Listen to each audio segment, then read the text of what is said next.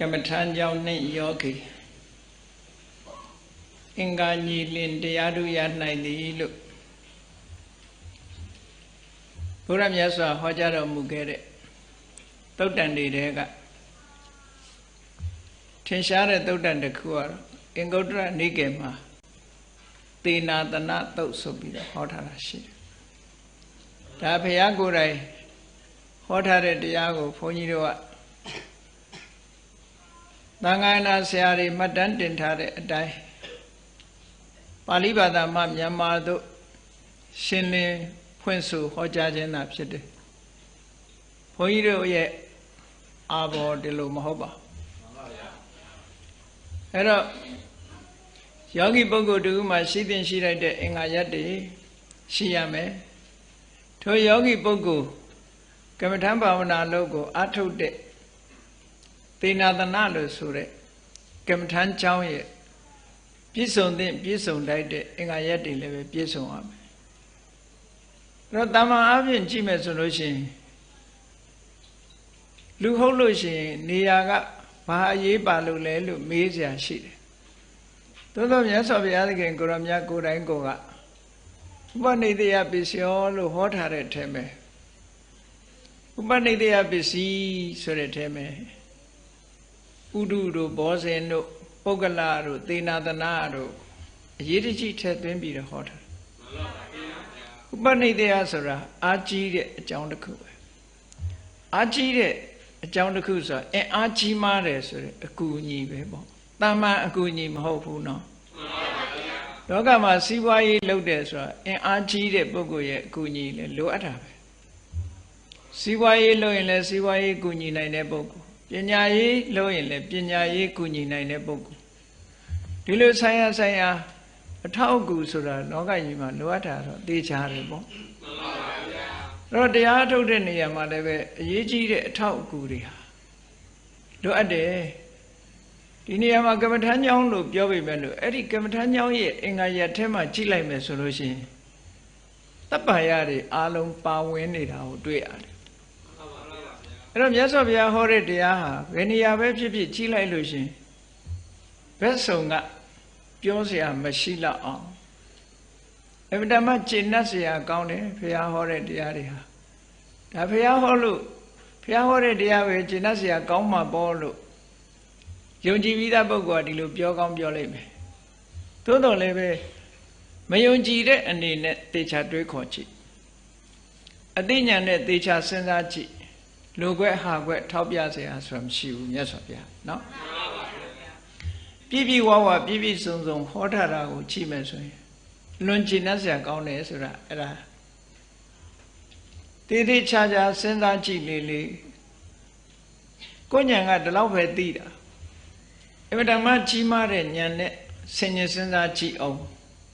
လူခွဲဟာခွဲဆိုတာတွေ့မှာမဟုတ်အမှန်တမ်းပြည့်စုံတယ်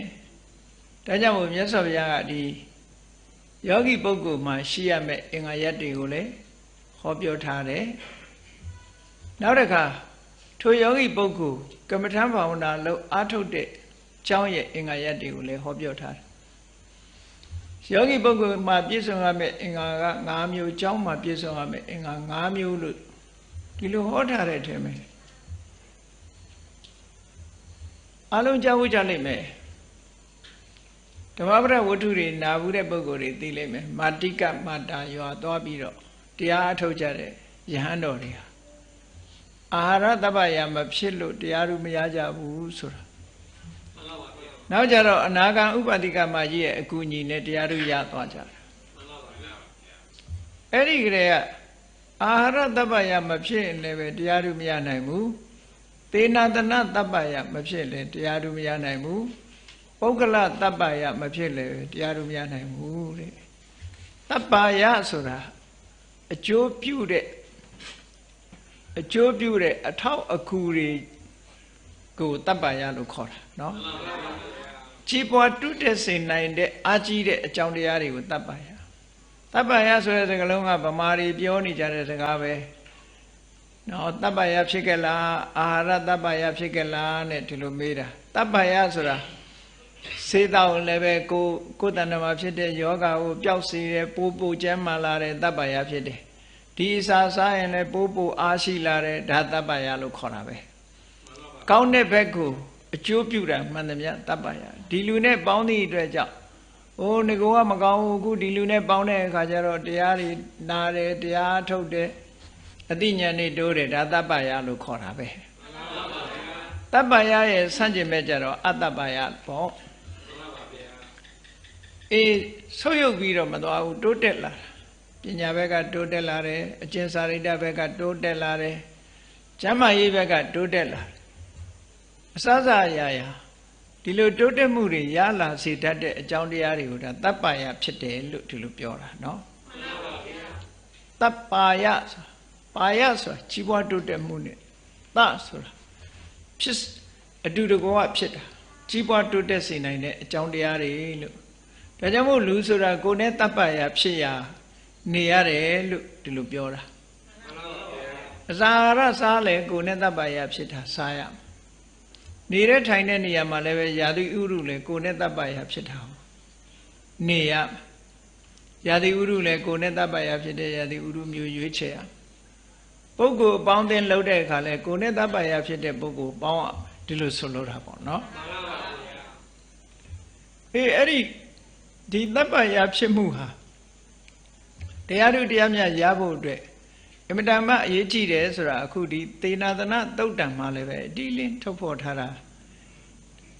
ဒါနဲ့ညှိနှိုင်းပြီးတော့ချိမယ်ဆိုလို့ရှိရင်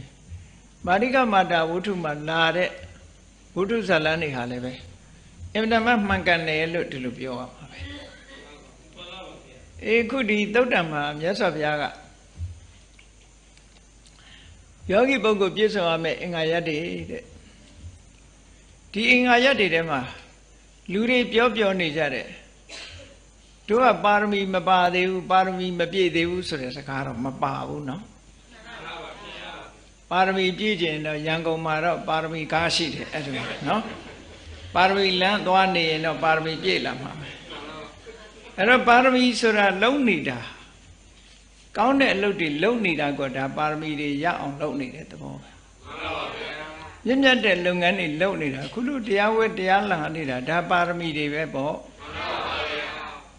အဲ့တော့ပြည့်တာကတော့သူကသူပြည့်ချင်တဲ့အချိန်ပြည့်မှာပေါ့ပြည့်တာမပြည့်တာစဉ်းစားစရာမလိုဘူးလေဒီပြင်ဟာကြတော့သူပြည့်တယ်မပြည့်တယ်သိချင်မှသိမှထမင်းစားတဲ့အခါကျတော့ဗိုက်ပြည့်လာတာစားတာပဲအဲ့ဒါလို့ပဲအခုလည်းပဲပါရမီဆိုတာအဲ့ဒါလုံနေဖို့ပဲလိုအပ်တယ်ငါပါရမီရှိသလားမရှိဘူးလားစဉ်းစားเสียမလိုဘူးတဲ့အဲ့တော့ကြောင့်မို့လို့ကိုယ်မှနားလည်နိုင်စွမ်းရှိတယ်ဆိုလို့ရှိရင်တိရိပုဂ္ဂိုလ်လို့ပြောလို့ရတယ်ဘာဖြစ်လို့တော့ဆိုတော့တိရိပုဂ္ဂိုလ်ဆိုတဲ့တိရိပုဂ္ဂိုလ်ဆိုတဲ့အသုံးကအဘိဓမ္မာမှာတင်သုံးတာ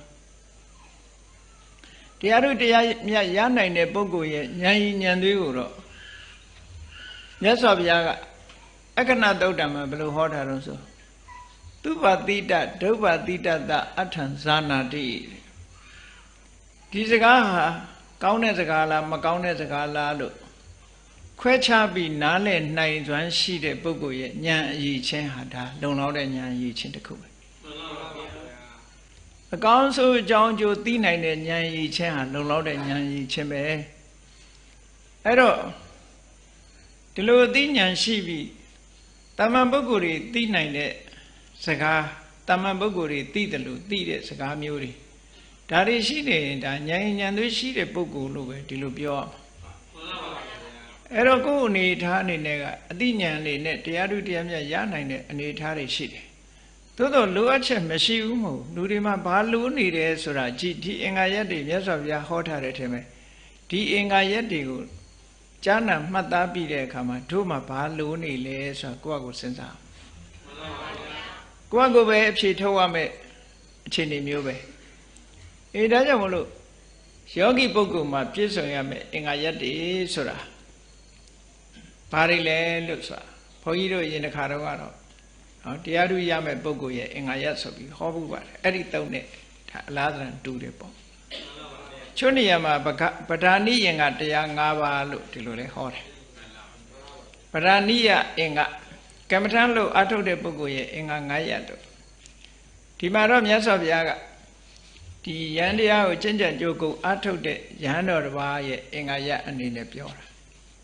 သို့တော့ဘုန်းကြီးတို့ကဒါအလုံးဘိက္ခုဆိုတာဟာယောဂီပုဂ္ဂိုလ်တွေအလုံးအဲ့တော့ယောဂီဆိုတဲ့စကားလုံးကတော့ဒီနေ့သိနေတဲ့စကားလုံးကိုယောဂီလို့ဒီလိုပြောတာစာပေကျမ်းဂန်ထဲမှာတော့ယောဂီလို့သုံးမိမဲ့လို့အသုံးများတာဘာလို့ဆိုယောဂဝါစရလို့ဒီလိုသုံးတယ်နည်းနည်းရှည်တယ်ယောဂဝါစရနော်သို့တော့အင်္ဂလိပ်လိုရေးတဲ့စာအုပ်တွေထဲမှာလည်းပဲဒီစကားလုံးကိုယောဂီလို့ပဲပြောတယ် practitioner လို့တချို့တစ်ခါတလေကြတော့ပြန်တယ်ပေါ့နော်ယောဂီဆိုတာအခုယောဂတွေနဲ့လည်းသွားယောနေဦးမယ်နော်အဲ့တော့ယောဂအကျင့်နေတဲ့ပုဂ္ဂိုလ်ယောဂီလို့ဒီလိုခေါ်တာမျိုးလည်းဖြစ်တတ်တယ်သူတို့စီမှာတော့ယောဂအတတ်တဲ့ပုဂ္ဂိုလ်လည်းယောဂီလို့ခေါ်တာရှိတယ်ပေါ့သို့တော့ဒီနေရာယောဂဆိုတာဟာကမ္မထာလို့အထုတ်တဲ့ပုဂ္ဂိုလ်ကမ္မထာလို့အထုတ်ခြင်းကိုယောဂလို့ခေါ်တယ်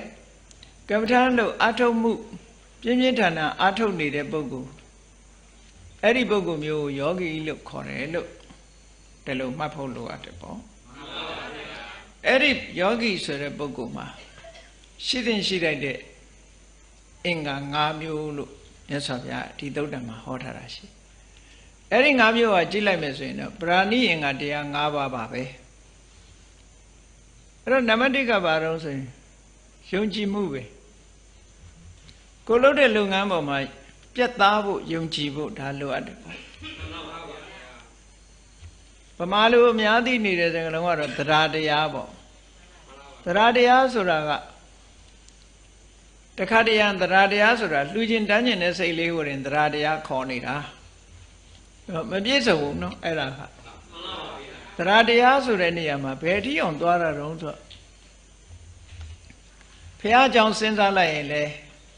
တန်တရားမရှိဘူးတရားအကြောင်းစဉ်းစားလိုက်ရင်လည်းတန်တရားမရှိဘူးတန်ခါအကြောင်းစဉ်းစားလိုက်ရင်လည်း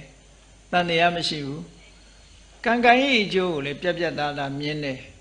လက်ခံတယ်ယုံကြည်တယ်ဟောသင်္ခါရတရားတွေမမြဲဘူးဆိုတာကိုလည်းသူကဆုံးဖြတ်နိုင်တယ်ဟောတတ္ထာဆိုတာကဆုံးဖြတ်ချက်ချတာကိုလည်းတတ္ထာလို့ခေါ်တယ်အာယုန်တစ်ခုတည်းပေါ်မှာစွတ်ပြီးတော့သို့လောလုံမနေပဲနဲ့စွတ်ပြီးဆုံးဖြတ်နိုင်တဲ့အနေအထားတစ်ခု resolution ပေါ့အဲ့ဒါကိုလည်းတတ္ထာလို့ခေါ်တယ်ဒါကြောင့်မို့တတ္ထာကိုတခါတည်းအဓိမောက္ခလို့သုံးတယ်အာယုန်နဲ့ကိုလှုပ်တဲ့လုပ်ငန်းတစ်ခုပေါ်မှာနှစ်ကာ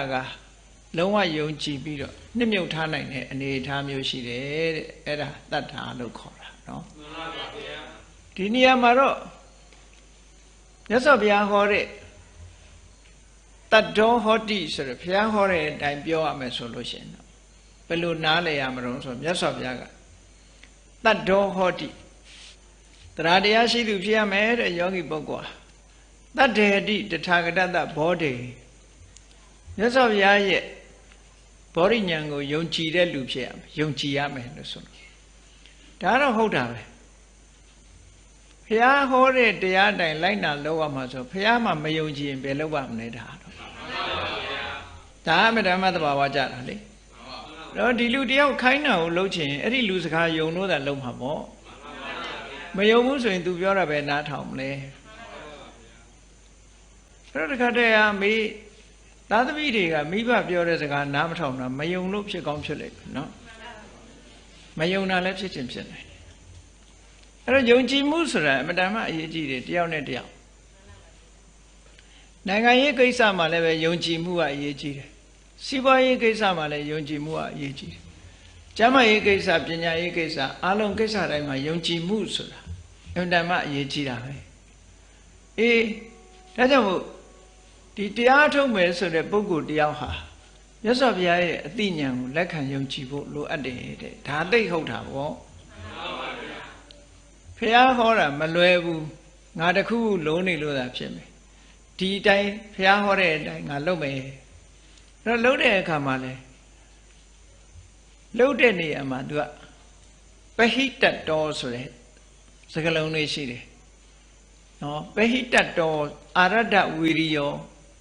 ဝီရိယကလည်းပဲအစွမ်းကုန်တင်ထားတဲ့ဝီရိယပဟိတတဆိုတာပဟိတအတ္တ ကိုယ်စိတ်ကိုဟိုအာယုံဒီအာယုံတွေကိုမသွားစေပဲနဲ့လုပ်ငန်းတစ်ခုတည်းကိုအာယုံစိုက်ထားတာလို့ဆိုလို့တယ်အဲ့ဒီမှာထက္ကရာတွေဖွင့်တဲ့အဓိပ္ပာယ်ကဘာတော့ဆိုရင်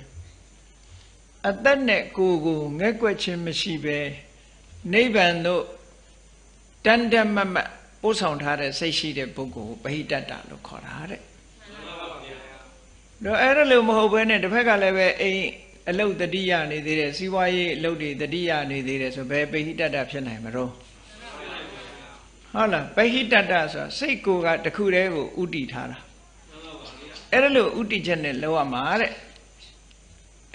ကျမ်းမာရေးအတွက်စိတ်ကရောက်ချင်ရောက်မယ်ကိုယ်ခန္ဓာကိုယ်ကိုယ်အသက်အတွက်စိတ်ကရောက်ချင်ရောက်မယ်အဲ့ဒါလို့ရောက်ပြီးတော့တရားထုတ်မယ်ဆိုလို့ရှိရင်ပြည့်စုံတဲ့အနေအထားမရှိဘူးပေါ့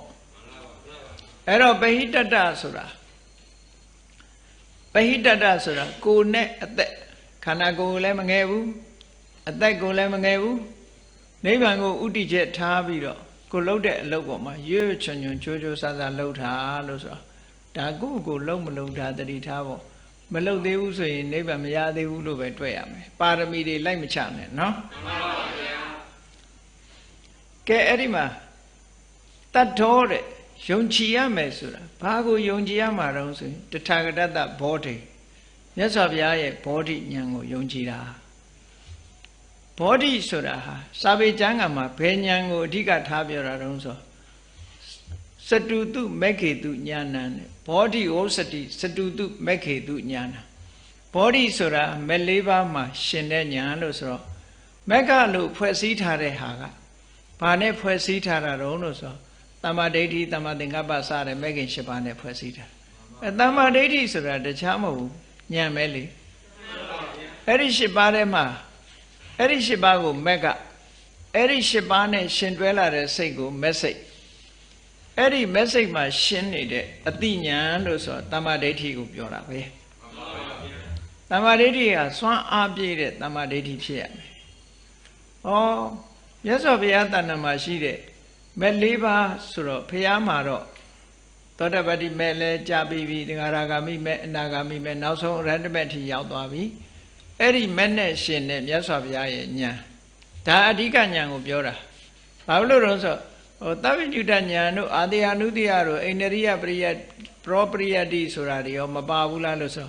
မဲ့ဉာဏ်ရရင်ကျန်တာတွေကဂုံတူးအနေနဲ့ပါလာတာပဲအဓိကကတော့ရတ္တမဉာဏ်ဟာအဓိကပဲပေါ့မြတ်စွာဘုရားဟာရတ္တမဉာဏ်ရလိုက်တာနဲ့တပြိုင်နက်သဗ္ဗညုတဉာဏ်ရလာတယ်နော်အတ္တဒါရဏဉာဏ်တွေရလာတယ်ဝေတာရိစ္ဆဉာဏ်တွေရလာတယ်ဘုရားကိုယ်တော်မြတ်တွေရနိုင်တဲ့အရည်ချင်းတွေအားလုံးဟာအရတ္တမနဲ့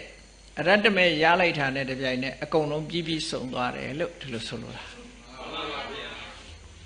တိုင်းပြည်တစ်ပြည်ကိုအုပ်ချုပ်တဲ့ဘုရင်တဦးဟာတိုင်းပြည်အာဏာရလိုက်တာနဲ့တပြိုင်နက်တိုင်းပြည်မှာရှိတဲ့ပစ္စည်းဥစ္စာတွေသူပိုင်မသွားဘူးလားပိုင်သွားပါရဲ့ဗျာအဲ့ဒီသဘောကိုပြောတာနော်အားလုံးကိုပိုင်ဆိုင်ပြီးတော့သွားတယ်လို့ပဲမြတ်စွာဘုရားကလည်းရတ္တမဉာဏ်ရလိုက်တာနဲ့တပြိုင်နက်ဘုရားကိုယ်တော်မြတ်တွေသိနိုင်တဲ့ရှိရမယ့်ဉာဏ်တွေအားလုံးဟာဒီထဲကုန်ဝင်သွားတယ်ဒါကြောင့်မို့အဓိကဉာဏ်ကိုပြောလို့ရတထာဂတတဘောဓိတတ္တဟတိတထာဂတတဘောဓိမြတ်စွာဘုရားဘောဓိဉာဏ်နဲ့ပတ်သက်ပြီးဘုရားရဲ့ဉာဏ်တော်နဲ့ပတ်သက်ပြီးတော့လုံးဝလက်ခံယုံကြည်ဆုံးဖြတ်ထားတယ်တန်တရားမရှိဘူးလုံးဝဆုံးဖြတ်တယ်ဆုံးဖြတ်လက်ခံထားတယ်လို့ဆိုတော့အဲဉာဏ်တော်ကိုလက်ခံလို့ရှိရင်အရည်ချင်းတွေအားလုံးကိုလည်းလက်ခံပြီးသားဖြစ်တယ်ဒါကြောင့်မို့လို့ယုံကြည်ပုံယုံကြည်နည်းကိုပြောတဲ့အခါကျတော့အရဟံသမ္မာသမ္ဗုဒ္ဓဝိသသရဏသမ္မနောသူကတော်လောကဝိတုနုတ္တရောပုရိသဓမ္မတာရတိတတ္ထရိဝမနုဿာနံဗုဒ္ဓောဘဂဝါဆိုတဲ့မြတ်စွာဘုရားရဲ့ဂုဏ်တော်၉ပါးနော်ထေကရာထဲမှာတစ်ခါကျတော့ဂုဏ်တော်10ပါးလုပ်သေးတယ်အနုတ္တရောနဲ့ပုရိသဓမ္မတာရတိကိုခွဲပြီးတော့သို့တော့9ပါးကပို့ပြီးတော့သဘာဝကြတယ်ကိုယ်ကနန်းကြိုက်လို့ပြောတာမဟုတ်ဘူးဘာဖြစ်လို့သဘာဝကြတယ်လို့ပြောတော့ဆိုတခြားသုတ်တန်တွေမှာသုတ်တန်တချို့ကြည့်လိုက်အနုတ္တရောနဲ့ပုရိသဓမ္မတာရတိကိုဘယ်တော့မှခွဲပြောတာမရှိဘူး10ပါးဖြစ်သွားတာကအနုတ္တရောနဲ့ပုရိသဓမ္မတာရတိကိုခွဲလိုက်လို့10ပါးဖြစ်သွားတာနော် နုတ္တရောကိုတစ်ခုယူတယ်ပုရိသဓမ္မတာရတိကိုတစ်ခုယူတယ်ဆိုဂုဏ်တော်10ပါးဖြစ်သွားတယ်ဒါကလည်းအထက်ကရာမှာရေးထားတဲ့ဟာတစ်ခုပါပဲသို့တော့ပါဠိတော်တွေကိုကြည့်လိုက်မယ်ဆိုရင်အနုတ္တရောနဲ့ပုရိသဓမ္မတာရတိဘယ်တော့မှခွဲပြောတာမရှိဘူးခွဲမပြောတာလဲပိုးတဘာဝကြတယ်လို့ဘုန်းကြီးတို့ဒီလိုတွေးမိဘာလို့တွေးမိတော့ဆိုပုရိသဓမ္မတာရတိဆိုတာတာမန်ဖြစ်နေတယ်လေဆုံးမတိုက်သူကိုဆုံးမသူဆိုတာတာမန်အဓိပ္ပာယ်ပဲဖြစ်တယ်အနုတ္တရောပါမှာပို့အဓိပ္ပာယ်ရောက်တယ်ဆုံးမတိုက်တဲ့ပုဂ္ဂိုလ်ကိုဆုံးမတဲ့နေရာမှာအတုမရှိဘူးဒီလိုဆိုလိုတာဆိုတော့ပို့ပြီးတော့ပြည့်စုံတယ်လို့ထင်တယ်ပေါ့နော်ဒါကြောင့်မလို့ဂုဏ်တော်9ပါးဟာပို့ပြီးတော့သဘာဝကြပါတယ်လို့10ပါးမှတ်ချင်တဲ့လူတွေကတော့အနုတ္တရောနဲ့ပုရိသဓမ္မတာရတိခွဲပြီးတော့မှတ်တယ်ပေါ့ကောင်းပြီမြတ်စွာဘုရားဒီဘောဓိကိုယုံကြည်တယ်ဆိုတာဘာလဲဆိုရင်မြတ်စွာဘုရားဒီဖျားမှန်သမျှရတဲ့ရတိုက်တဲ့အည်အသွေးတွေကိုပြောတာဒီအည်ချင်းတွေကလည်းတစ်ခုနဲ့တစ်ခုဆက်ဆက်မှုရှိတယ်နော်ဘုရားကုံတော်တွေကိုမန္တန်လုပ်ပြီးတော့လဲရွတ်ကြတယ်ပေါ့လေပရိကလေး6ချက်6ချက်ချပြီးတော့အရဟံအပတ်ဘယ်နှပတ်စိုက်ရမယ်ဘယ်နှထောင်စိတ်ရမယ်ဘယ်နှတောင်းနဲ့ဆိုပြီးတော့အဲ့လိုစိတ်တဲ့လူတိုင်းဟာကောင်းပါတယ်ကုသိုလ်တော့ရတာပေါ့သို့တော့ရည်ရွယ်ချက်ကဘာတော့ဆိုသိဋ္ဌိပေါက်ချင်တယ်ဆိုတာကြတော့လောဘဖြစ်တယ်ပေါ့နော်အဲ့ဒီသိဋ္ဌိထဲမှာဘာသိဋ္ဌိလိုချင်တော့ဆိုဓနသိဋ္ဌိပေါ်သဘောကျဓနသိဋ္ဌိအဲ့တော့အဲ့ဒီလိုဖရာကုံတော်ကိုအာယုံပြုတဲ့အခါမှာဒီဘလို့ပဲနေတာနဲ့ဆိုင်ရင်တော့ကောင်းတယ်လို့ပဲပြောအောင်မှာပေါ့နော်ဒါလည်းမကောင်းဘူးလို့ပြောတာမဟုတ်ဘူးသို့တော့တန့်စင်ဖို့လိုအပ်တယ်ပေါ့ရသော်ဗျာဟောထားတဲ့အတိုင်းဖရာရဲ့ဂုဏ်တော်တွေကိုနှစ်ကာယုံကြည်ပြီးတော့အာယုံပြုနိုင်လို့ရှိရင်တကယ်ဘာဝနာဖြစ်အောင်လုပ်ဖို့လိုအပ်တာပေါ့အဲ့ဒါလို့မဟုတ်ပဲနဲ့ပရိလေးစိတ်ပြီးတော့မေးနေရင်တော့သိမကောင်းသေးဘူးမပြည့်စုံသေးဘူးပေါ့မစိတ်တဲ့လူနဲ့ဆိုင်ရင်တော့ဒါဖရာပရိစိတ်နာကောင်းပါတယ်နော်သို့တော်လည်းပဲလမ်းလွဲသွားရင်တော့မကောင်းဘူးပေါ့နော်တန္တရမန္တရအယူဆတွေနဲ့လမ်းလွဲသွားပြီးတော့သမထဆိုပြီးတော့ပြောနေရင်တော့မကောင်းတတ်ဘူးပေါ့အဲ့ဒါဘာလို့လဲဆိုရင်မြတ်စွာဘုရားဟောထားတဲ့တရားဓမ္မတွေတိကျရှိပါရဲ့တန်းနဲ့ဒါတွေကိုမလိုက်ဖဲနဲ့တခြားနည်းတွေကိုလိုက်နေတယ်ဆိုလို့ရှိရင်တော့ကိုယ့်အတွက်မှာစဉ်းစားကြည့်ပေါ့ဘုရားသာသနာနဲ့ကြုံပါလျက်နဲ့ဒါတွေမလိုက်ဘုရားနည်းတွေစနစ်တကျရှိပါရဲ့တန်းနဲ့ဒီစနစ်တကျမလိုက်နိုင်ဘူးဆိုလို့ရှိရင်ကိုယ့်အတွက်အကျိုးဖြစ်ထွန်းမှုဆိုတာလဲစနစ်တကျဖြစ်လာမှာမဟုတ်ဘူးဘယ်ကိစ္စပဲဖြစ်ဖြစ် systematically ဆိုတာရှိရစနစ်တကျလုပ်တာဘယ်ကိစ္စမှာပဲဖြစ်ဖြစ်စနစ်တကျလုပ်တာတော့အကောင်းဆုံးပဲပေါ့နော်ဒါကြောင့်မလို့ဘုရားကုံတော်တွေကိုအကျမ်းမြင်လေးစဉ်းစားကြည့်အောင်အကျမ်းမြင်စဉ်းစားကြည့်မယ်ဆိုရင်အရဟံဆိုတာကိလေသာတွေအလုံးနဲ့ဝေးသွားအောင်ဖယ်ရှားနိုင်တဲ့စွမ်းရည်တတ္တိရှိတယ်။အဲ့တော့မြတ်စွာဘုရားမဲ့ရလိုက်တာနဲ့တပြိုင်နက်ဒီအရဟံဆိုတဲ့ဂုဏ်တော်ပြည့်စုံသွားတယ်။ဘုန်းကြီးတို့တခါတော့အာယုံပြုမိတယ်။ငါတို့မှာတော့လောဘတွေလည်းဖြစ်တယ်ဒေါသတွေလည်းဖြစ်တယ်မောဟတွေလည်းဖြစ်။မြတ်စွာဘုရားမှာအဲ့ဒီလောဘဒေါသမောဟဆိုတာတွေအလွန်ဝေးကွာပြီးတော့ကိလေသာတွေလုံးဝကင်းနေတယ်ဆိုဘုရားဂုဏ်တော်ဟာဒီကိုကမကောင်းတဲ့နှိမ့်ချတဲ့အနေထားနေဘုရားကိုကြည့်လိုက်မယ်ဆိုပိုးကြည်ညိုမှုတွေရတယ်ပေါ့ဒီပြင်နှိုင်းเสียမရှိလို့ရှင်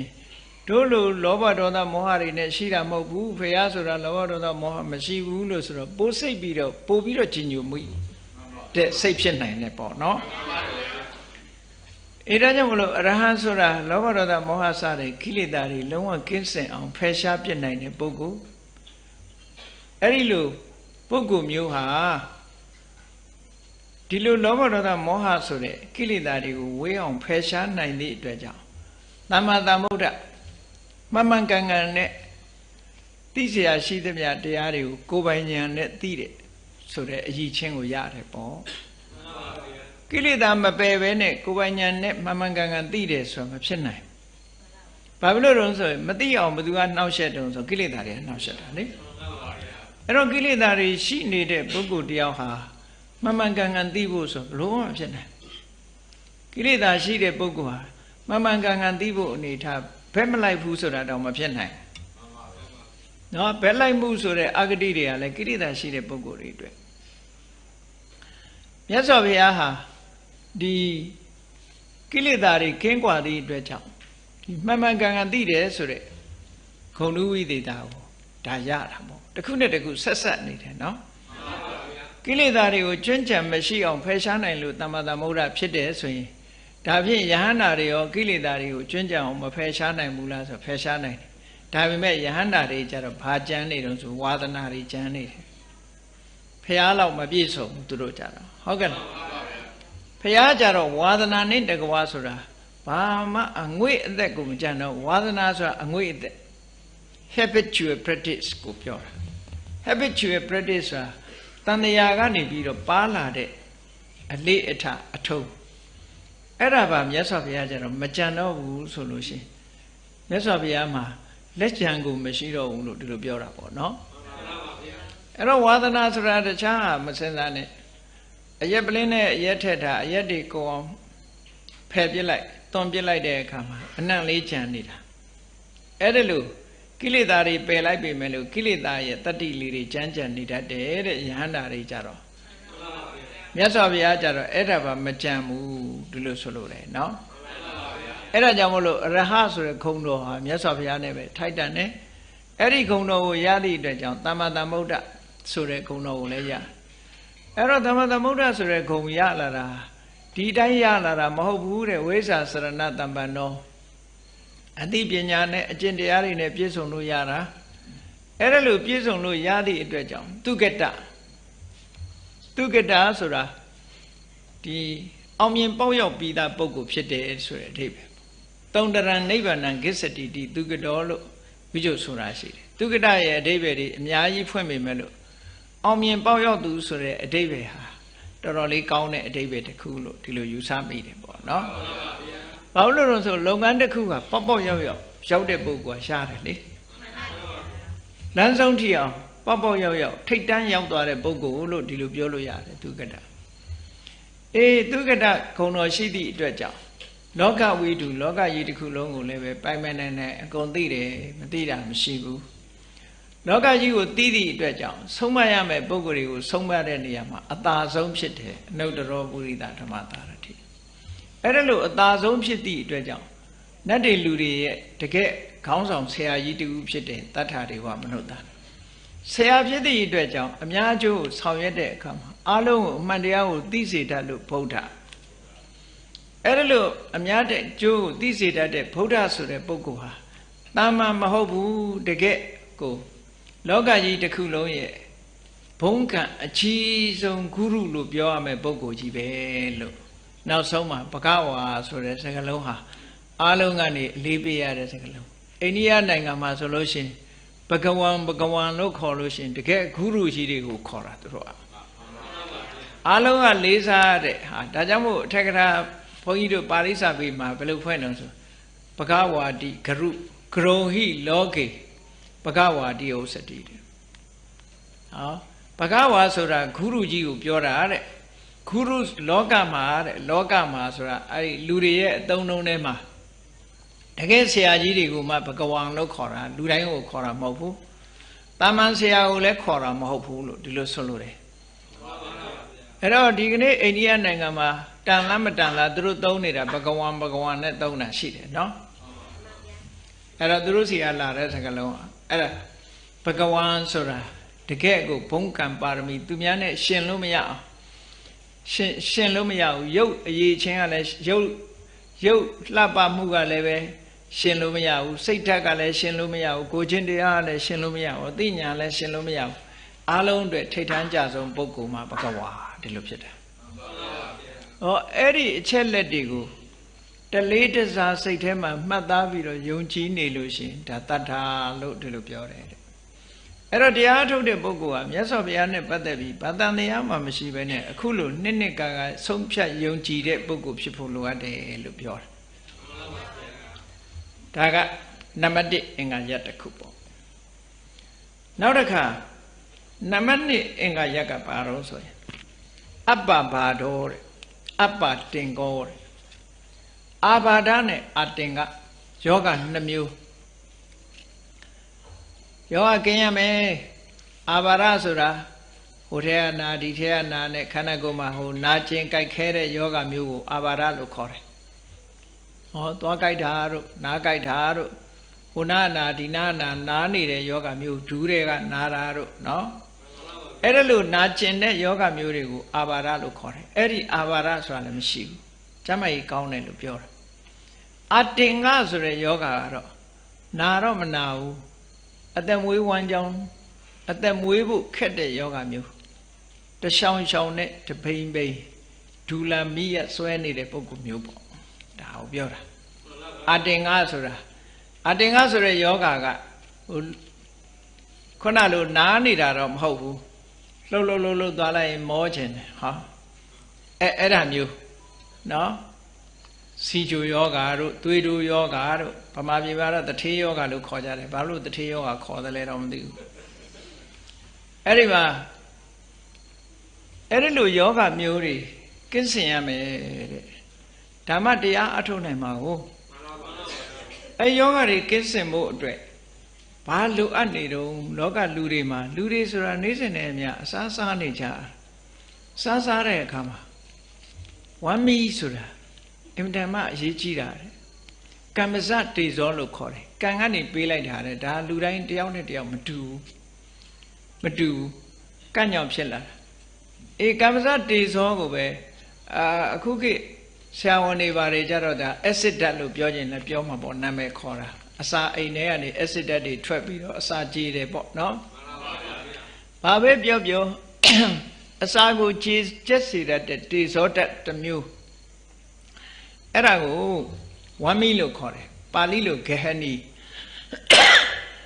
မြန်မာလိုဝမ်းမီလို့ဒီလိုခေါ်ကြတယ်နော်အဲ့ဒီမှာဝမ်းမီဟာသူကတမဝေပါကိတဲ့ဒီစကားလုံးကိုသုံးထားတာဝမ်းမီဟာအစာကိုကျက်စေတတ်တဲ့နေရာမှာမပြင်းလွန်းရဘူးမလျော့လွန်းရဘူးတဲ့ဝမ်းမီသိပ်ပြင်းလို့ရှိရင်လည်းခဏခဏစားအက်ဆစ်ဓာတ်တွေများတယ်ပေါ့နော်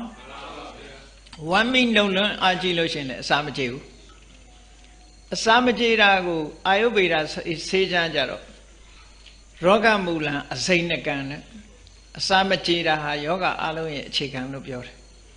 အစာမကြေဘူးဆိုရင်ဒီလူရဲ့တဏ္ဍာမှာယောဂအလုံးဖြစ်နိုင်တယ်တဲ့အခြေအနေတစ်ခုဖြစ်ပေါ်တာ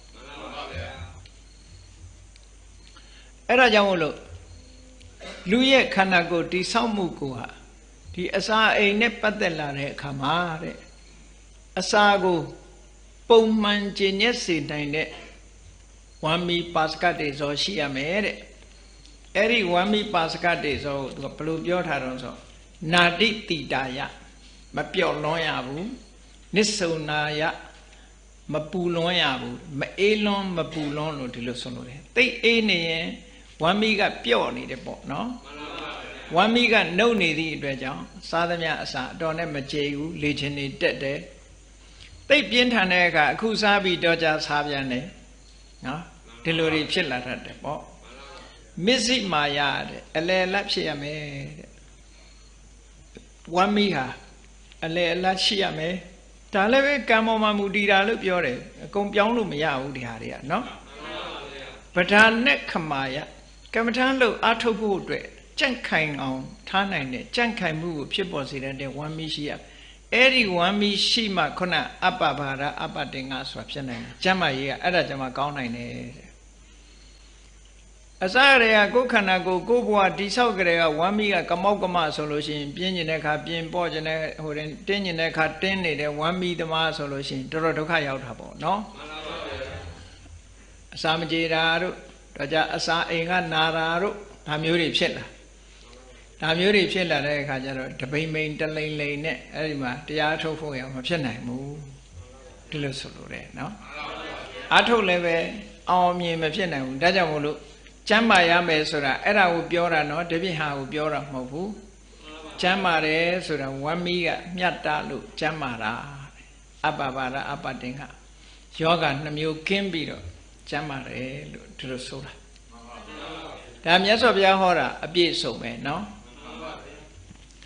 ဟောနောက်တစ်ခုကြတော့ဒါကတော့ကျမ်းမာရေးအခြေအနေနဲ့ပတ်သက်တဲ့ဟာတစ်ခုပြီးတော့ဒီအခုဟာကတော့စိတ်ဓာတ်နဲ့ပတ်သက်တယ်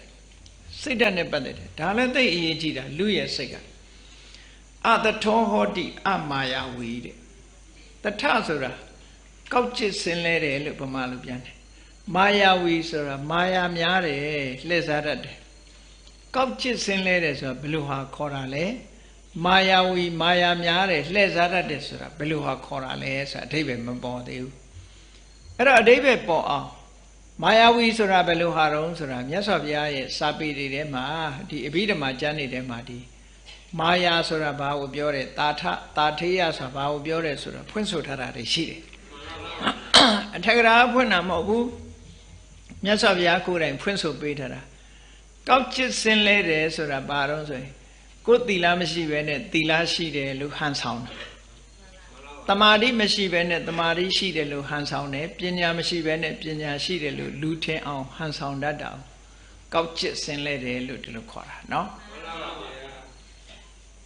ကြားဘူးတယ်မို့လားပုံမြင်နေတဲ့မှာဒေါင်းရောင်ဆောင်သောကြီးအကြောင်းလို့ဟုတ်လားကြက်သိရောင်ဆောင်သောခွေးအကြောင်းလို့အဲ့ဒါမျိုးတွေရှိတယ်လေကိုမရှိတာကိုအရှိလို့လို့ရင်ကောက်ကျစ်စင်လဲတယ်လို့ခေါ်တယ်သူများထင်ကြည့်အောင်မရတာကိုရအောင်အဲ့ဒါလည်းပဲအမှန်တမ်းအရေးကြီးတယ်ယောသားဖြောင့်မှတ်မှုဟာသိအရေးကြီးတယ်ပေါ့နိဗ္ဗာန်ဆိုတာလမ်းကကောက်ပြီးသွားလို့မရဘူးဖြောင်းမြောင်လေးသွားမှရတာနော်ကောက်လို့ရှိရင်လမ်းချော်ကြမှာသိကြတယ်အဲ့ဒါမဂ္ဂင်၈ပါးလမ်းကြီးကဖြောင်းပြီးတော့သွားမှရတာကောက်သွားလို့ရှိရင်တော့ဘေးကျသွားမှာပဲသိကြတယ်နော်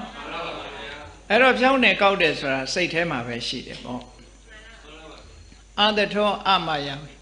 မာယာဆိုတာလှည့်စားတယ်ဆိုတာဘာလို့ဆိုအပြစ်ကိုဖုံးကွယ်တာအပြစ်ကိုဖုံးကွယ်တာအပြစ်ရှိလို့ရှိရင်အပြစ်ကိုလူမသိစေခြင်းဘူးနော်အဲ့တော့ကိုယ့်အပြစ်တရားတရားမရှိဘူးဆိုလို့ရှိရင်မရှိဘူးဆိုတာလူမသိစေခြင်းဘူးမဟုတ်တာကွယ်ရလုပ်တယ်ဆိုမလုပ်တယ်ဆိုတာကိုလူမသိစေခြင်းဟောအဲ့ဒါမျိုးကိုမာယာလို့ခေါ်တယ်လှည့်စားတာဟုတ်တစ်ဖက်သားကတော့သူကအပြစ်မရှိတဲ့ရောင်းအဲ့လိုနေတာမျိုးနော်အဲ့ဒါမျိုးမဖြစ်စေရဘူးတဲ့အဲ့ဒါမျိုးမဖြစ်ရင်ဘာဖြစ်လာတော့ဆိုနောက်ကအဲ့ဒါမျိုးမရှိမှယထာဘူတံအတ္တနံအဝိကတ္တတ္ထရိမြတ်စွာဘုရားရှိရင်မြတ်စွာဘုရားသို့မဟုတ်ဆရာသမားမှာကိုယ်မှာတကယ်အဖြစ်ကိုအဖြစ်အတိုင်းကိုထုတ်ဖော်ပြောတတ်ရမယ်ရှိကိုရှိတိုင်းမလင်းရဘူးမညာညာဘူးလို့ပြောတယ်နော်ပြောတဲ့ကြတော့ယောဂီပုဂ္ဂိုလ်တွေတချို့ကတရားစစ်တဲ့အခါကျတော့သူများမေးပြီးတော့အဲ့ဒါတွေပြောတယ်လို့ကြားတယ်ညံစစ်နာရအောင်လို့လေအဲ့တော့ကိုယ်မရှိတာကိုအရှိလုပ်ပြီးတော့ပြောလို့မရဘူးနော်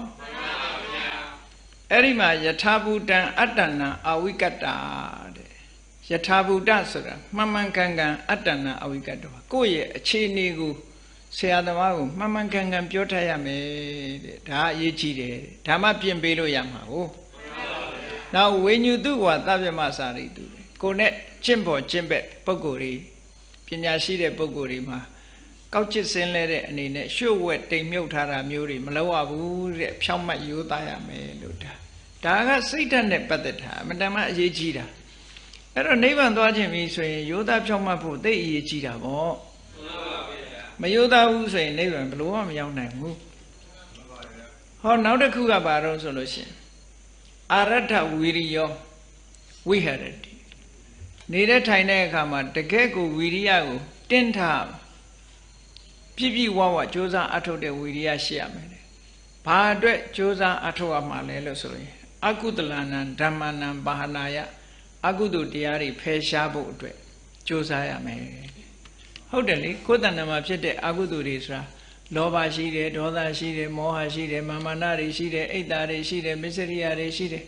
ကိုယ်တဏ္ဍာမှာဖြစ်လာတဲ့အကုသိုလ်တရားတွေဌိနမိတ်တာလည်းအကုသိုလ်ပဲနော်ဌိနမိတ်တာကိုအကုသိုလ်မထင်ညာဘူးတချို့ကလည်းနော်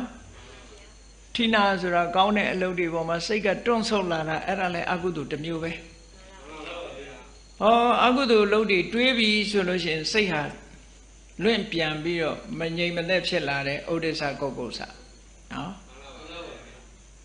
နာဝိသိကိစ္စကုသိုလ်တရားတွေနဲ့ပတ်သက်ပြီးသို့လောတွေးတောယုံမှမှုတွေဆိုတာဒါတွေကအကုသိုလ်တွေပဲနိဝရဏတရားတွေတရားထိုင်ရင်ကနေပြီးတော့စိတ်တိုးလာတာမျိုးတွေဗျာပါဒနော်ကောင်းတာလေးကိုတွေးချင်တာတို့ရှုချင်တာတို့ကာမိဆန္ဒဟောဖြစ်လာတာပဲတော့အဲ့ဒီအကုသိုလ်တရားတွေကိုယ်တဏ္ဍာမှာမဖြစ်အောင်ဖယ်ရှားဖို့ကြိုးစားအထောက်ဖို့လိုအပ်တယ်တဲ့တပိုင်းကကုသလနံဓမ္မနံဥပတ္တမရာယကုသိုလ်တရားတွေပြည့်စုံအောင်စိတ်ကိုတင်းပြီးတော့ကြိုးစားအထောက်ရမယ်လို့ဒါစေတသိကဝီရိယကပို့ပြီးတော့အဓိကကျဘလို့နေလူတွေရဲ့စိတ်အားဟာအမတန်မှအရေးကြီးတယ်အဲ့ဒါကြောင့်မို့လို့ဒါရင်လားလို့ဆိုမို့ကြိုးစားတယ်ဆိုတဲ့နေရာမှာธรรมဝါတကယ်ကိုစွမ်းရည်တတ္တိနဲ့ပြည့်စုံအောင်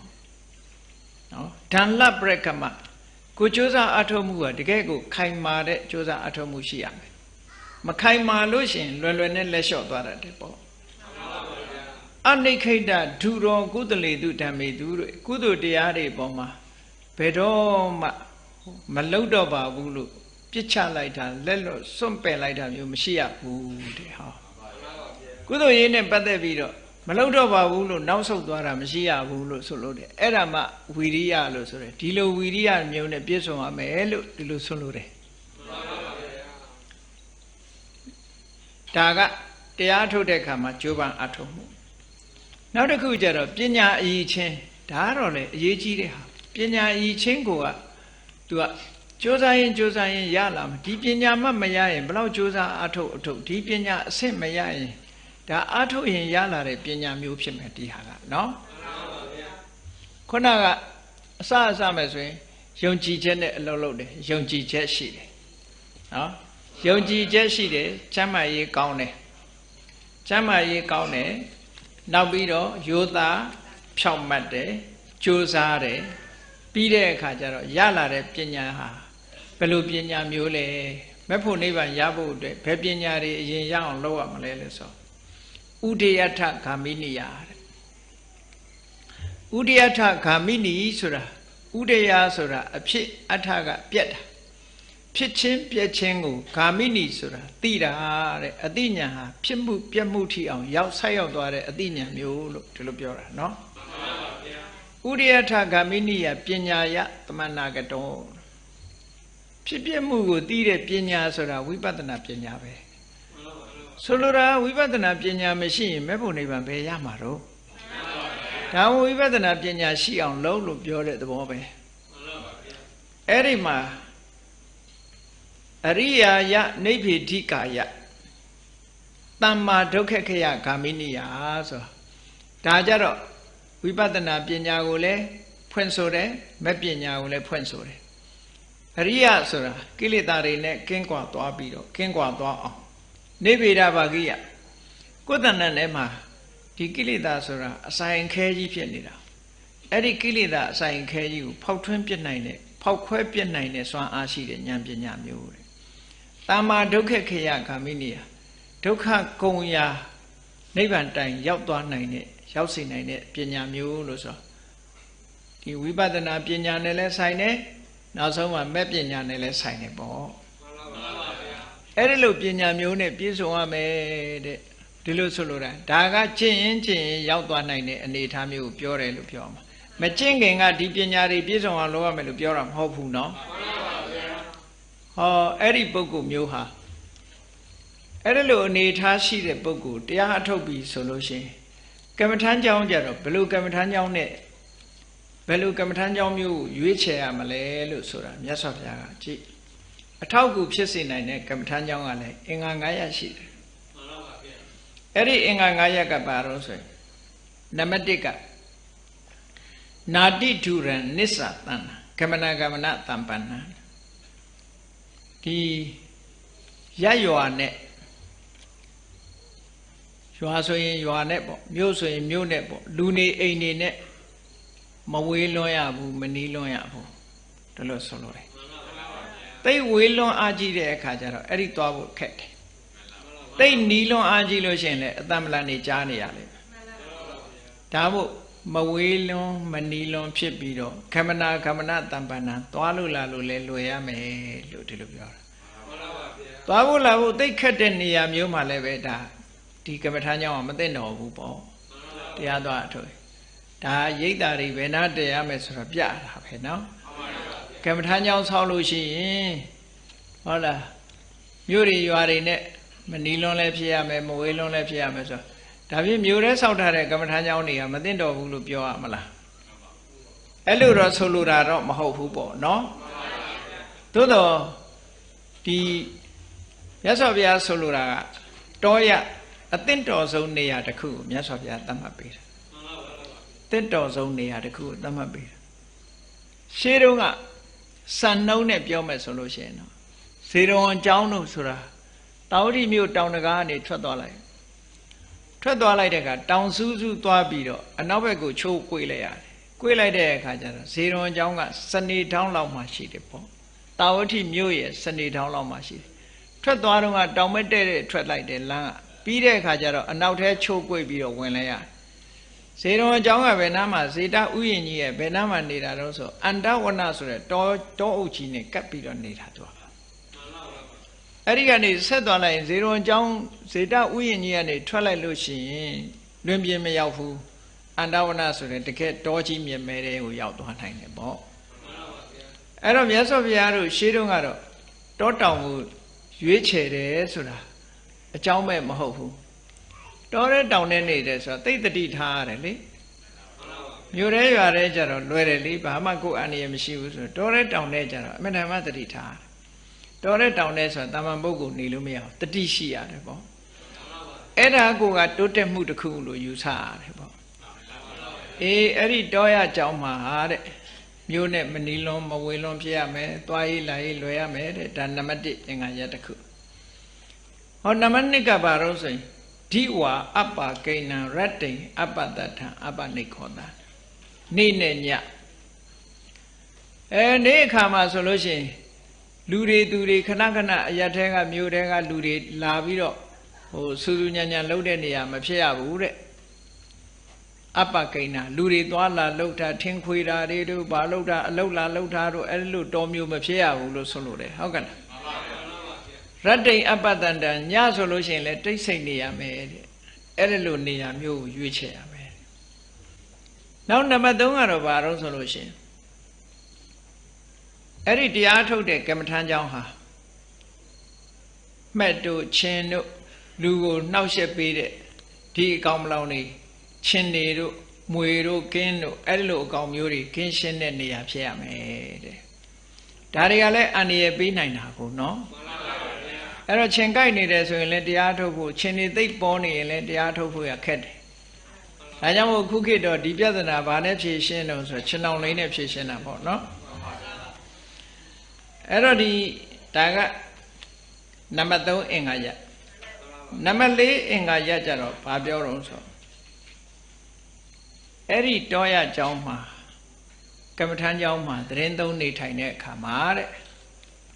စားစရာတို့တောက်စရာတို့ဝတ်စရာတို့နေစရာတို့ဆိုတာအမှန်တမ်းရှားပါတဲ့နေရာမျိုးလည်းမဖြစ်သင့်ဘူးတဲ့ရှားပါလွန်အားကြီးလို့ရှိရင်စားစရာမရှိတာနဲ့ပဲစားစရာရဖို့ရအတွက်တနေ့ကုန်တနေ့ကန်သွားရလာရမယ်ဆိုရင်ဒါအဆင်မပြေဘူးလေမှန်ပါဗျာအဲ့တော့သူကဒီနေရာမှာရှားပါတဲ့နေရာမျိုးမဖြစ်ဘူးတဲ့လွယ်လွယ်ကူကူနဲ့စားစရာတောက်စရာနေစရာတွေရတဲ့နေရာမျိုးဖြစ်ရမယ်လို့ပစ္စည်း၄ပါးနဲ့ပတ်သက်ပစ္စည်း၄ပါးဆိုတာဘုန်းကြီးတွေကြီးပဲအောက်မေ့မနေနဲ့လူလည်းပစ္စည်း၄ပါးပဲပစ္စည်းဆိုတာအသက်ရှည်ဖို့အတွက်ထောက်အကူ၄မျိုးကိုပြောတာလူတွေလည်းပဲဒီအထောက်အကူနဲ့ပဲအသက်ရှင်ကြရတယ်စားစရာရှိရမယ်ဝတ်စရာရှိရမယ်နေစရာရှိရမယ်မကျန်းမာရင်ဆေးဝါးဟောဒါနဲ့ပဲနေရတာပဲလေအဲ့ဒါကိုပစ္စည်း၄ပါးလို့ခေါ်တာပဲဟောအဲ့ဒီပစ္စည်း၄ပါးရလွယ်ရမယ်တဲ့ဟောနောက်ဆုံးအင်္ဂါရက်ကတော့ပို့ပြီးတော့အရေးကြီးတယ်အဲ့ဒီတောရချောင်းမှာဘုဒ္ဓရှိပြီးစာပေကျမ်းဂန်တက်မြောက်တဲ့ဘုဒ္ဓဆိုတဲ့နေရာမှာဒီစာပေဘုဒ္ဓလည်းရှိတယ်ကမ္မထမ်းအတွေ့အကြုံဘုဒ္ဓလည်းရှိတယ်အာဂမအဓိကမလို့ဆိုတာကမ္မထမ်းအတွေ့အကြုံအဓိကမရှိရမယ် စာပေဘောဓုတ္တရှိရအဲ့ဒါလိုဘောဓုတ္တရှိတဲ့ထေကြီးဝါကြီးယဟန်တော်တွေသတင်းသုံးနေထိုင်တာဖြစ်ရမယ်တဲ့အဲ့ဒီနေရာမျိုးကြတော့ကိုယ်တန်တရားရှိလို့တရားထုတ်တဲ့အခါမှာတရားထုတ်ရင်ကနေပြီးတော့လမ်းမလွဲရအောင်တန်တရားရှိတဲ့အရာကိုတွားရောက်ပြီးတော့မေးတဲ့အခါမှာသူတို့ကဖြေရှင်းပြီးတော့ပေးနိုင်တယ်ဆိုလိုတာကတော့ဒါတော့ကမ္မထမ်းဆရာကောင်းကောင်းရှိရမယ်လို့ဒီလိုပြောတဲ့အထိပ္ပယ်ပဲအဲ့ဒီကမ္မထမ်းဆရာကနေပြီးတော့ကိုယ့်ရဲ့လုပ်ငန်းစဉ်နဲ့ပတ်သက်ပြီးတော့ရှင်းလင်းဟောကြားပေးနိုင်တဲ့ပုဂ္ဂိုလ်မျိုးဖြစ်ရမယ်လို့ဒီလိုဆိုလိုတာအဲ့တော့ရှင်းလင်းဟောကြားတယ်ဆိုတာမသိသေးတာသိအောင်ပြောတယ်နော်မထင်ရှားသေးတာကိုထင်ရှားအောင်ပြောတယ်တန်တရားဖြစ်နေတာတွေကိုတန်တရားကင်းအောင်ဟောပြောပေးတယ်အဲ့ဒီအချက်တွေဟာအမှန်တမ်းအရေးကြီးတဲ့အချက်တွေပေါ့မြတ်စွာဘုရားလက်ထက်တုန်းကဒီကိစ္စကိုဘယ်သူဆောင်ရွက်ပေးတော့ဆိုမြတ်စွာဘုရားတခါလေကိုတော်တိုင်ဆောင်ရွက်ပေးတယ်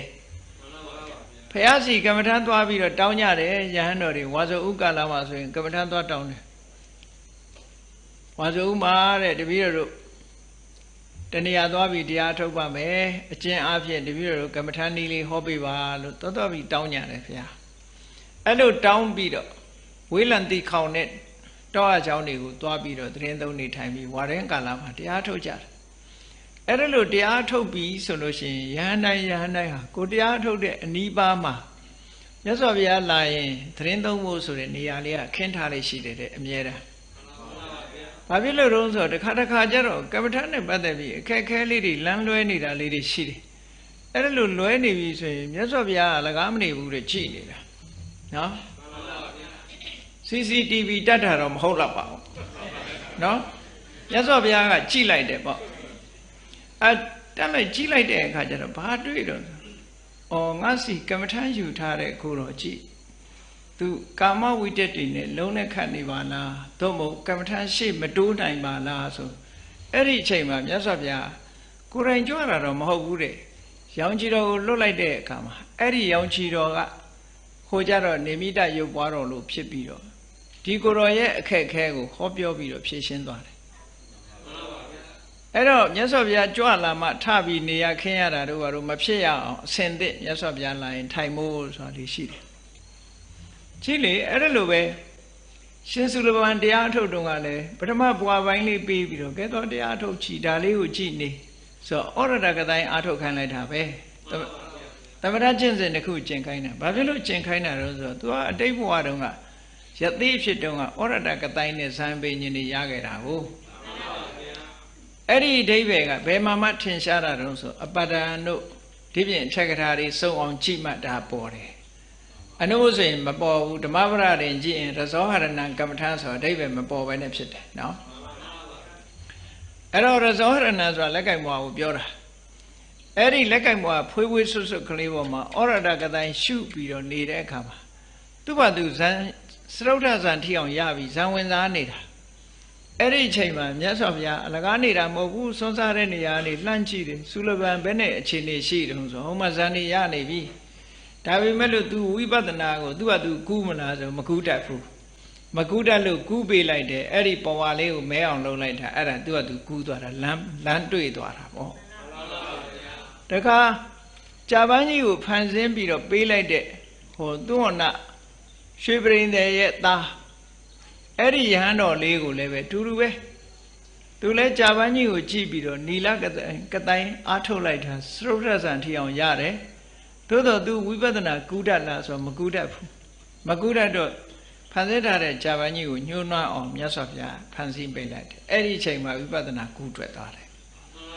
အဲ့ဒါလို့ကူးတဲ့အချိန်လေးမှာမြတ်စွာဘုရားရဲ့နောက်ကအတန်ကရုပ်မြင်တန်ကြားခုခေတ်မှာပေါ်တာမဟုတ်အဲ့ဒီတုန်းကရှိတယ်နော်မြတ်စွာဘုရားကရုပ်လွင့်တန်လွင့်ပေါ့ရောင်ကြီးတော်လွတ်လိုက်တဲ့အခါအတန်လဲကြားရတယ်တဲ့ရုပ်ပုံလေးမြင်ရတယ်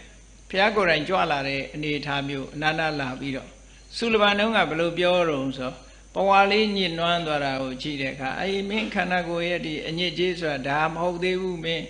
င်းတဏ္ဍာမှာလောဘတွေရှိတယ်ဒေါသတွေရှိတယ်မောဟတွေအဲ့ဒီအညစ်အကြေးကမှတကယ်အညစ်အကြေးအဲ့ဒါတွေပယ်နေအောင်ကြိုးစားလို့ဆိုလမ်းဖြောင်းပေးလိုက်တာအဲ့ဒါလိုလမ်းဖြောင်းပေးလိုက်တဲ့အခါကျတော့ဝိပဿနာဉာဏ်အစဉ်စဉ်တက်ပြီးတော့ ရာဂဒေါသမောဟဆိုတဲ့ဒီကိလေသာအညစ်အကြေးတွေကိုဖယ်ရှားပြစ်နိုင်တဲ့စွမ်းအားသူ့မှာရသွားပြီးယန္နာဖြစ်သွားကြတာအဲ့ဒါမျိုးကိုပြောတာဟာအခုဒီเจ้าမျိုးကမ္မထမ်းเจ้าတစ်ခုမှာအဲ့ဒါလိုပြဿနာကိုဖြေရှင်းပေးနိုင်တဲ့ပုဂ္ဂိုလ်မျိုးရှိဖို့လိုအပ်တယ်လို့ပြောတာဒီခေတ်တော့ရဖို့ခက်ပါတယ်ဒါနော်ရဖို့ခက်တယ်ဖြေရှင်းပေးဖို့အမှန်တမ်းခက်တယ်ဒါကြောင့်မို့လို့ဒီခေတ်မှာတော့ဘာလို့ရမလို့ဆိုလို့ရှိရင်နော်ဘောဓုတရှိအောင်ကြိုးစားပြီးတော့တရားနာရမယ်ကမ္မထအာထုတ်နည်းတွေကိုလေ့လာရမယ်စာပေစီးပူးရမယ်ပြီးတဲ့အခါကမ္မထထိုင်တဲ့အခါဘယ်သူမှဖြေရှင်းမပေးရင်ကိုယ့်အကိုဖြေရှင်းနိုင်တဲ့စွမ်းရည်တတ္တိမျိုးရအောင်ကြိုးစားအောင်ဘာလို့လဲဆိုဘုရားမှမရှိတာဟုတ်ဘုရားမှမရှိတော့ဒီလိုလာပြီးဖြေရှင်းမဲ့ပုဂ္ဂိုလ်ဆိုတာမလွယ်တော့ဘူးလေဒီအင်္ဂါမပြည့်စုံလို့ထမရဲ့အခုခေတ်ယဟန္တာမဖြစ်ကြသေးတာနော်အဲ့တော့ဒီအင်္ဂါတော့ရဖို့တော့သိတော့မလွယ်ဘူးပေါ့ကဲရှင်အနန္ဒလို့ကြိုးစားရင်တော့မဆိုးဘူးစာပေတွေကိုစုံအောင်ဖတ်တရားတွေလာတဲ့အတိုင်းစာပေကျမ်းကမှလာတဲ့ကမ္မထာအထုတ်နည်းတွေကိုတိတိကျကျမှတ်သားပြီးတော့ကြိုးစားတဲ့အခါမှာကိုယ်စိတ်ကိုလည်းကိုယ်အာရုံစိုက်ပြီးတော့ရှင်အနန္ဒကြတော့ဘယ်လိုနားလဲတုံးဆိုသူကသိဆန္ဒတွေပြင်းပြတယ်ဝိရိယတွေပြင်းပြတော့တညာလုံးအထုတ်တာဘာလို့တုံးဆိုနောက်တည့်ရဲ့ကျတော့သံဃာနာတင်ပွဲဝင်တဲ့အခါမှာကြံတဲ့ပုဂ္ဂိုလ်တွေကယဟန္တာတွေကြီးပဲသူတစ်ပါးတည်းပဲသောတပန်ဖြစ်အဲ့တော့ယဟန္တာဖြစ်ခြင်းတဲ့စိတ်ကအမှန်တမ်းများလွန်အားကြီးပြီးတော့တရားတအားကြိုးစားတာကြိုးစားလွန်အားကြီးတဲ့အခါကျတော့ချိန်သားကမကိုက်ဘူးတမာတိကမရနိုင်ဘူးလွင့်ပြန်နေတဲ့စိတ်ကအဲ့တော့သူကသူစဉ်းစားတယ်ငါဝီရိယတွေလွန်နေတယ်ဘုဇင်9ပါးထဲမှာဝီရိယလွန်လို့ရှိရင်လည်းမရဘူးဝီရိယလွန်ရင်တမာတိရဲ့အနှောက်အယှက်ဖြစ်သွားတယ်အဲ့ဒါနဲ့ဒါဝီရိယကိုလျှော့ဖို့လိုတယ်လို့သူကသူစဉ်းစားပြီးတော့ကဲဝီရိယကိုနည်းနည်းလျှော့လိုက်ဝီရိယလျှော့တယ်ဆိုတာခုနကပြောတဲ့ကမ္မထာအာယုံကိုလွတ်လိုက်တာမဟုတ်ဘူးကမ္မထာအာယုံကိုလွတ်လိုက်တာမဟုတ်ဘူးကာယိကဝီရိယဈဉ္ဉံတွေလျှောက်ပြီးတော့တရားထုတ်နေတဲ့နေရာကနေကမ္မထာအာယုံနဲ့စိတ်နဲ့တော့မကွာစေပဲနဲ့စိတ်ဓာတ်ကလေးကိုအနည်းငယ်မြချိန်သားကြိုက်အောင်ထားပြီးတော့အဲ့ရထဲမှာလဲလျောင်းရင်တရားနှလုံးသွင်းဖို့ဆိုပြီးတော့ညောင်ဆောင်ပေါ်မှာလဲဖို့လှဲဖို့ကြိုးစားလိုက်တာနော်ခြေထောက်ကလည်းပဲညောင်ဆောင်ကအလွတ်ခေါင်းကလည်းပဲခေါင်းပေါ်မထိသေးခင်စัจ जा လေးမှာယဟန္တာဖြစ်သွားတယ်လို့ဒီလိုဆိုတာဒါမို့ရှင်အနန္ဒယဟန္တာဖြစ်တာဟာလျောင်းထိုင်ရသွား၄ပါးဣရိယာပုဂ္ဂကနေလွတ်ပြီးတော့ယဟန္တာဖြစ်တယ်လို့ပြောကြတာပေါ့ရှင်အနန္ဒကျတော့ဘယ်သူမှလာပြင်ပေးတာမဟုတ်ဘူးသူကဘောဓုတရှိတဲ့ပုဂ္ဂိုလ်ဆိုတော့သူကသူပြင်သွားတာပေါ့ဒီခေတ်တည်းတော့အဲ့လိုပဲအာကိုးစရာရှိတယ်နော်ကိုယ့်ဘက်ကိုပြင်ဆင်ပြီးတော့သွားနိုင်အောင်ဘောဓုတရှိအောင်ကြိုးစားအားထုတ်ကြရတယ်ကောင်းပြီပေါင်းလိုက်တဲ့အခါကျတော့ယောဂီပုဂ္ဂိုလ်မှာပြည့်စုံရမယ့်အင်္ဂါ၅ပါးရှိနေပြီဆိုလို့ရှိရင်ဟောသူကမ္မထာအထုတ်တဲ့ကမ္မထာเจ้าရဲ့အင်္ဂါ၅ရပ်ကလည်းပဲဟောတယ်လို့ပြည့်ပြည့်စုံစုံရှိဖို့လိုအပ်တယ်တဲ့အဲ့ဒါလို့ပြည့်ပြည့်စုံစုံရှိမှရှိတဲ့ပုဂ္ဂိုလ်ဟာမြတ်စွာဘုရားကဘယ်လိုဟောတော့အဲ့လိုရှိရင်တဲ့မြတ်စွာဘုရားဟောတဲ့စကားနဲ့ပြောမယ်ဆိုရင်ပင်စင်ကတမနာကတောဘိက္ခုအခုလိုအင်္ဂါ၅ရပ်နဲ့ပြည့်စုံတဲ့ဘိက္ခုလို့ခေါ်တဲ့ယောဂီပုဂ္ဂိုလ်ဟာပင်စင်ကတမနာကတိသေနာတနီအခုလိုအင်္ဂါ၅ရပ်နဲ့ပြည့်စုံတဲ့ကမ္မထမ်းကျောင်းမှာကမ္မထမ်းကျောင်းကိုသေဝမနောပဇမနောအသုံးပြုမယ်ဆိုရင်တဲ့နစိရတေဝမကြခင်အတော်အတွင်းမှာပဲအာသဝနံခယာယအာသဝနံခယာအာသောတရားတွေကုန်ခန်းပြီးတော့အနာသဝအာသောကင်းစင်တဲ့စေတောဝိမု ക്തി စိတ်ရဲ့လွတ်မြောက်ခြင်းလို့ဆိုတဲ့အရတ္တဖို့တမာတိပညာဝိမု ക്തി ပညာဤလွတ်မြောက်ခြင်းဆိုတဲ့အရတ္တဖို့ပညာကိုမျက်မှောက်ပြုနိုင်ပါတယ်လို့မြတ်စွာဘုရားဒီလိုဟောတာမျက်မှောက်ပြုနိုင်တယ်တဲ့အဲ့တော့ဒါမြတ်စွာဘုရားကဒီအင်္ဂါ၅ရပ်နဲ့ပြည့်စုံတဲ့ယောဂီပုဂ္ဂိုလ်ဟာအခုလိုအင်္ဂါ၅ရပ်နဲ့ပြည့်စုံတဲ့ကျောင်းကိုကမ္မထာကျောင်းမှာနေပြီးတော့တရားဓမ္မကျင့်ကြံကြိုးကိုအားထုတ်မယ်ဆိုလို့ရှိရင်ယက်လက်ဟာဒါရနိုင်တယ်လို့ခေါ်ထားတာပဲเนาะအဲ့တော့အဲ့ဒီထဲမှာယဟန္တာဖြစ်နိုင်တယ်လို့ဟောထားသည့်အတွက်ကြောင့်သောတပန်ရောမဖြစ်နိုင်ဘူးလားဖြစ်နိုင်တယ်เนาะတော့ကြတော့ယဟန္တာဖြစ်နိုင်တယ်လို့ဟောထားတဲ့အခါကျတော့အနာဂံဖြစ်မှကျင့်ရမယ်လို့စိတ်ကထင်းနေအောင်ပဲเนาะ ဘာဖြစ်လို့တော့ဆိုရင်တော့ရန်ကုန်ရထားစီးသွားရင်တော့ပဲခူးလည်းရောက်မှာပါနော်အဲ့တော့မန္တလေးရထားစီးသွားရင်လမ်းကမြို့တွေရောက်မသွားပြီဘူးလားအခုလည်းယန္တာဖြစ်နိုင်တယ်လို့မြတ်စွာဘုရားကဟောထားသည့်အတွက်ကြောင့်သောတာပန်လည်းဖြစ်နိုင်တယ်သဂရဂံလည်းဖြစ်နိုင်တယ်အနာဂံလည်းဖြစ်နိုင်တယ်နောက်ဆုံးယန္တာထိအောင်ဖြစ်နိုင်တယ်လို့ဒီလိုဆိုလိုတာအမြင့်ဆုံးเนาะဒါကြောင့်မို့လို့ကမ္မထမ်းကျောင်းနဲ့ယောဂီနဲ့ကမ္မထမ်းကျောင်းအင်္ဂါစုံညီမယ်ဆိုလို့ရှိရင်တော့တရားဓုတရားမြတ်တွေကိုရနိုင်ပါတယ်လို့ဟောဒီမြတ်စွာဘုရားဟောကြားတဲ့သေနာတနာသုတ်တံအယဘုန်းကြီးတို့တွေမှတ်သားကြပြီးတဲ့အခါမှာ